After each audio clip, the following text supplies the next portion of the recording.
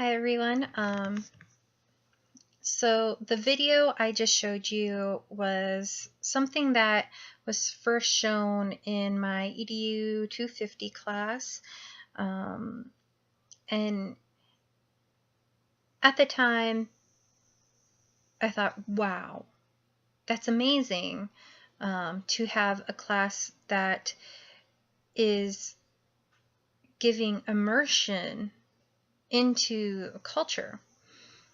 Now, being in an education program, my major is to work with high school students teaching English. I thought that learning a language, sorry, my email went off. Learning a language is hard in of itself.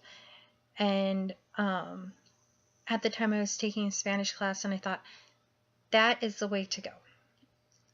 The best way to learn a language, studies have started to show, is by being immersed into a culture and constantly using it. And growing up, I've mentioned that my mom immigrated from the Philippines. She didn't want to teach me and my brother because we would laugh. We thought what she was saying in Filipino was funny, so she decided not to teach us. Which is a tragedy because now I'm trying to learn and it's really difficult. And she's forgetting. Well, in the aspect of linguistics and having to teach English, I'm not going to be an ELL teacher or like English language teacher, English as a second language, but I will deal with students that are going to struggle with that. And so it's not very hard for me to see how this is going to work. And see it very easily. I've lived this, but it's hard to explain. And so one of the sources that I used, it was actually a PDF from the linguistics.org website. Whether or not how we speak influences the way we think. And I thought, well, yes, of course it does. And it's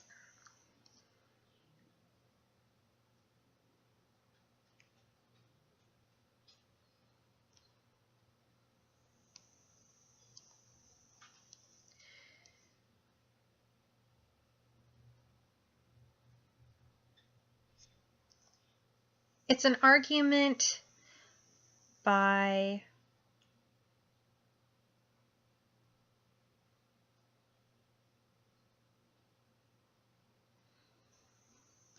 gotta find his name.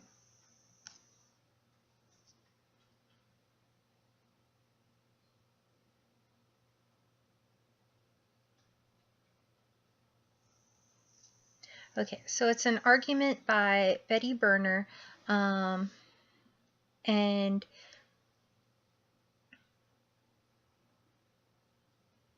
she says, what we have learned is that the answer to this question is complicated.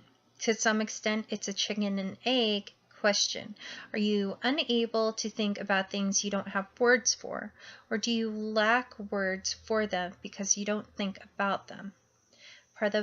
Part of the problem is that there is more involved than just language and thought.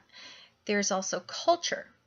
Your culture, the traditions, lifestyle, habits, and so on that you pick up from the people you live and interact with shapes the way you think and also shapes the way you talk. Now, we can see this with discourse. discourse analysis, I mean, if students are going home and trying to be respectful of their culture using the language they have at home, and then trying to be formal using English in the classroom, they see themselves differently.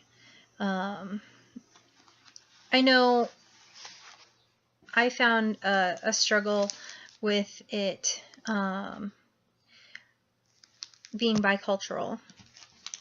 My mom wanted me to speak perfect English, no accent whatsoever, and it did not surprise me later on realizing why children in Hawaii thought I was a white girl. I say that lovingly. And really, it's upsetting to be held separate from both worlds. And not all families are like that. They want their children to be bicultural. We saw that in the video that I shared from Norfolk Public Schools. And there's a scaffolding technique you have to do with teaching English, and we see that with the process of acquiring a first and second language. One of the girls, one of the moms talked about how her younger daughter was able to speak and understand more fluently than her older sister. And actually, my instructor, Maria Dixon, she has found the same thing with her children. Her older daughter is not able to understand it as well as the younger daughter, and the younger daughter is correcting the older sister. And that is due to the way that it was taught, because if it's taught with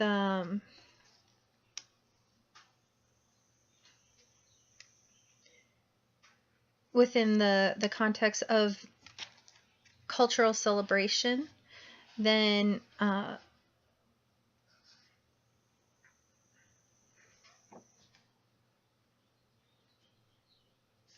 trying to find how I want to say this.